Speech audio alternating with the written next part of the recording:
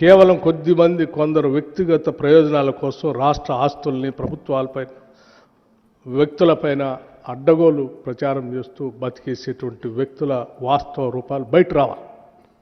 చేయండి అని చెప్పాను. చేయండి అని చెప్పడం కాకుండా నేను కూడా కొంత ఎక్సర్సైజ్ చేసి ఆ ఎక్సర్సైజ్ సంబంధించినటువంటి కాగితాలన్నీ ఈరోజు రాష్ట్ర ప్రజలకి మీ ద్వారా తెలియజెప్పడం కాకుండా నేను ఇక్కడ చెప్పడం కాదు, మీ అందరికి కూడా ఒక్కో సెట్ ఇస్తాను.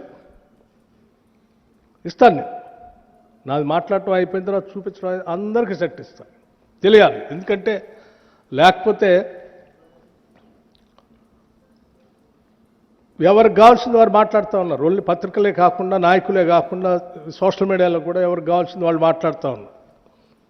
సో దానివల్ల ఒక విషయాన్ని గమనించట్లే, ఇది రాష్ట్ర ప్రయోజనాలకు నష్టం చేస్తూ ఉన్నాం అనేటువంటి విషయం మర్చిపోయి ఎవరికి కావాల్సింది వాళ్ళు చేస్తూ ఉన్నారు. అందుకే నేను వాస్తవ పరిస్థితులు ఇస్తూ ఉన్నాను. CMPDI, Central Mine Planning and Design Institute, a subsidiary of Coal India Limited,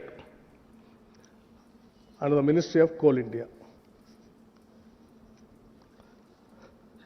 ఈ సింగరేణి వాళ్ళు సంబంధించి 2018లో టెండర్ పిలవటానికి టెండర్ డాక్యుమెంట్ తయారు చేసి మాకు పంపించండి అని ఆ కోల్ ఇండియా సంబంధించిన కంపెనీకి పంపించారు. టెండర్ డాక్యుమెంట్ని మేము టెండర్ ఎట్లా పిలవాలో మీరు మాకు తయారు చేసి పంపించండి అని 2018లో. అప్పుడు బట్టి విక్రమార్క లేడు, బట్టి విక్రమార్క ఉప ముఖ్యమంత్రిగా కూడా లేడు, కాంగ్రెస్ ప్రభుత్వం లేదు.